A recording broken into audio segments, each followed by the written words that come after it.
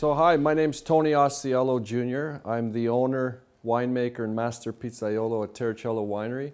I came out to the county about 10 years ago, actually, this month in March, to pursue my dream of owning my own winery. It was a tough adventure. It took about 6 years to get the place up and running. There's a lot of trials and tribulations. Definitely wasn't easy. I had a lot of setbacks. My first year, I planted about an acre worth of grapes and 90% of them died. I was very discouraged. I honestly thought I was going to go back to Toronto, back to my old teaching job, but I decided to give it one more shot. So I specialize in wines that are sort of off the cuff, garagey style wines that you don't find in traditional marketplaces. So I make a wine called Volpaia, which is in the Appassimento style, where there's a little bit of drying of the grapes. I also make a wine called Boccanera, made like a Barolo, where it's aged in French oak for 12 to 16 months. And I make, you know, your prototypical Riesling. It's very zesty, lively. It's got a little bit of citrus and minerality. And then I make a more supple version of that with the Vidal, which is a little bit more peachy and tropical. And I do a nice Chardonnay as well. I do very small quantity, so my wines normally are sold out by August or September at TerraCello Winery. And so if you do want to come and get a bottle, you have to come to the winery because I don't outsource to restaurants or the LCBO. So before my father passed away, he really wanted me to finish my schooling. So I was literally on my last day at school, my 4th year in university, and my father had cancer, and he encouraged me to finish. And he actually passed away and didn't get to see my graduation. So this is a man his whole life who didn't want me to be a farmer. He didn't want me to make wine. He didn't want me to make pizza. He wanted me to be a teacher. So I got my teaching degree 2 years after he passed away. But that's what he always wanted, doors to be open. So the door was open to come to Prince Edward County because I could teach my English or another subject here in Prince Edward County. And so that's what I did. I left Toronto. I luckily got a teaching job here with the Algonquin board. And then part-time, I'd come home at night and I basically had this old building, which was a drive shed at the time, and I slowly started building, you know, with whatever materials I had and with whatever money. So if I made $100 that day, it went to the winery. And that went on for 6 years of coming home, changing, working till 12, 1 in the morning, and going back to school. So it wasn't until my 2nd year open that I was able to finally put teaching on the side for now and focus solely on wine and pizza, which is, you know, it's a volition. You know, being a teacher is a volition where it's a calling. So I love doing that, but this wine and the pizza, I wanted to follow my father's dreams. So, and I think it's because he passed away and I needed to reconnect with him in a way. You know, it's like a spiritual connection. It sounds crazy, but when I'm having the pizza and I'm drinking the wine, it's like I'm having it with my dad. It's a symbolic gesture. And we do it thousands of times on the patio in the summertime. And every time I see someone drink my wine or my pizza, it reminds me of the simple things in life. That's what life is about, having a simple glass of wine or a pizza with your friends and your family. And there's been many times on my patio I've seen people cry. You know, I'm playing Bocelli or Pavarotti in the background, and you know, you see a conversation happen, and the next thing you know, a group is crying. And I see it because I'm making the pizza, and it just warms my heart that people sometimes are traveling from Quebec, New York, to come to my place, to have my pizza and my wine. Actually, it boggles my mind still after 10 years. It still always surprises me, but is always sincerely appreciated. Prince Edward County is a very unique region. Now, a lot of people compare Prince Edward County to Burgundy, France, and there are a lot of parallels. We're on the same parallel as Burgundy, France, and we have the same terroir, which is a limestone, calcareous, fractured, sometimes a little bit of shale and granite. And Prince Edward County is now producing some phenomenal Chardonnays, Pinot Noirs, because of our attention to detail and also our crop yields. We take less off the vine. Most winemakers, vineyard managers will we'll take about 2 to 3 tons of grape off the vine per acre. And so that will intensify the flavor of the wine, and also the quality of the grape will be enhanced. Whereas in Italy, for instance, where my father's from in Puglia, you can have up to 10, 15 tons of grape per acre taken off, because it's more of a quantity and not quality type of issue. As well, Prince Edward County is a young wine growing region. We've been here since 1993, myself since 2007, and we are just now starting to see the benefits of this special terroir that we have, because it's not just anywhere that you can have this mix of clay and limestone and the proper drainage and the exposure to the southern sun and the vicinity to Lake Ontario. So it's an amalgamation of factors and variables that make this a very special wine growing region. And not only that, I've noticed even on my own property, you know, the French really believe in terroir because there's a reason. It's so important to have proper drainage. So I've noticed that even at the top of my vineyard, my Riesling vines, which like high altitude, have always done much better, fared much better than my Riesling vines towards the back of the winery, where there's a lower footing.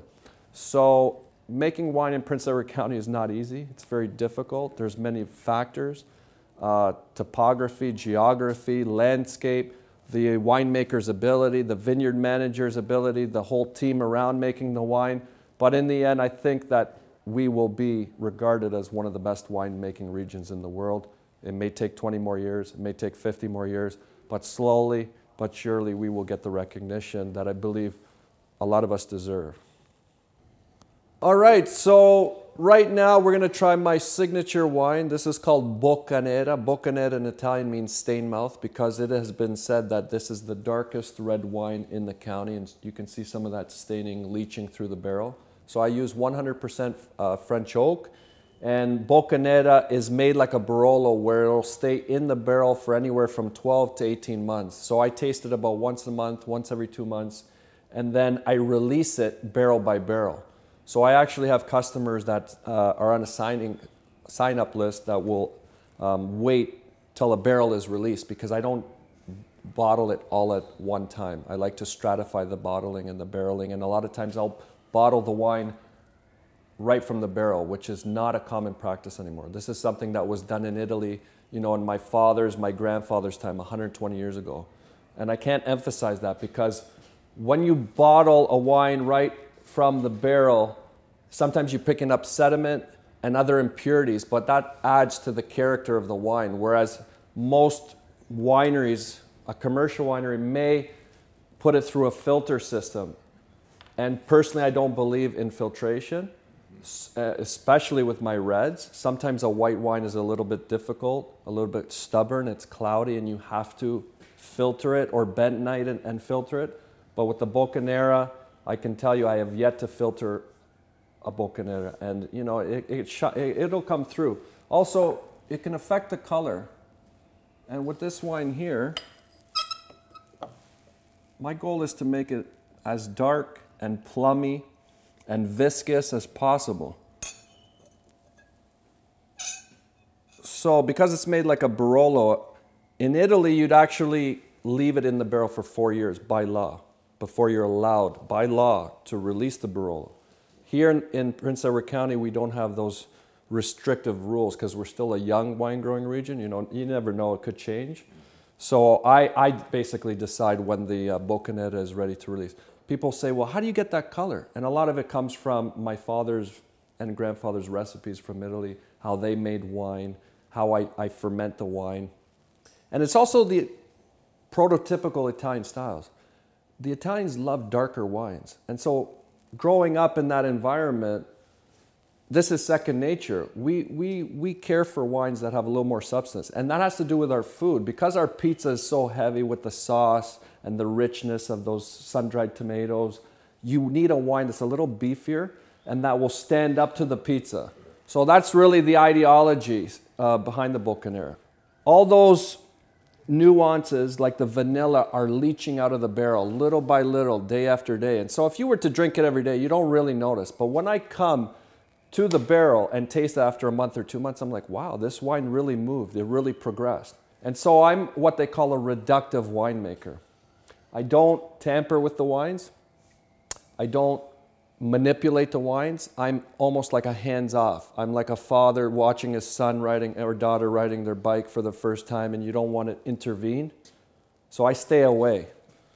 So at TerraCello, we do what's called pizza Napolitana, VNP, Vero Napolitana pizza. So what sets our pizza apart from some other pizzas is that we use ingredients that are sourced and imported from Italy. So for instance, my flour is called Cinque Stagioni. So Cinque Stagioni is a flour that's super refined. It's called 00, but it's also stamped and certified by the Pizza Association of Italy. So I cannot just use any flour. As well, we do everything by hand.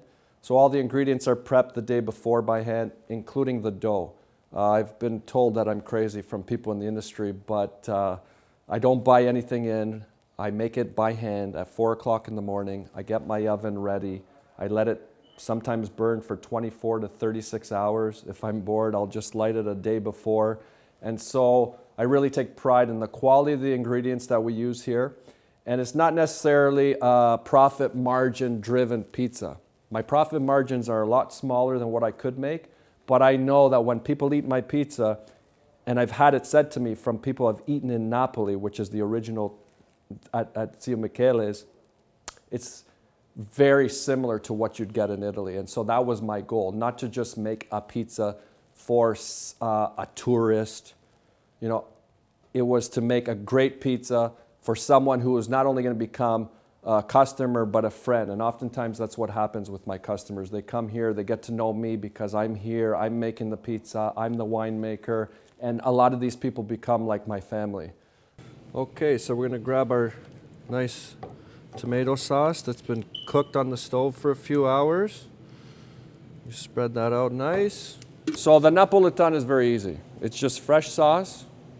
You get your buffalo milk. This one is from the Campania region in Italy.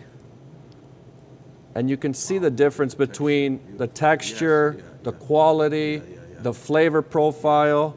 You know, it's very what the Italians call morbido, very soft, you know, deaf to the, to the touch. Look at that. The mozzarella, it's very, but I spare no expense for my pizza. And then what you do is you grab your olive oil. And the true Napolitana way is to put a little bit of olive oil. So then you just grab a little bit of basil here, some nice fresh basil. Wow. Right on there. And you can see how aromatic. This one is called the Napolitana. So it's very classic, simple. Buffalo milk mozzarella sauce on 00 Napolitana flour. Wow. This is a VNP pizza, Vero Napolitana pizza. So and it has to be handmade. And now we're going to fire it at 900 degrees. So this oven has been on for 36 hours. So you slide it off your paletta.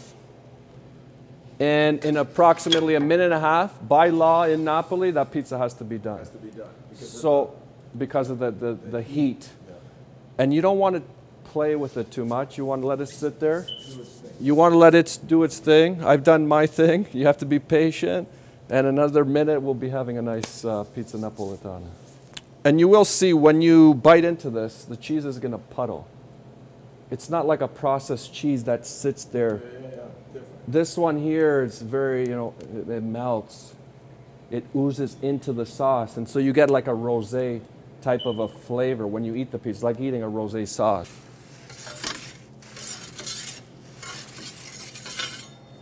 And now you turn it. Devi girare. We got to throw some Italian words in there. And then sometimes the Italians like to roof it.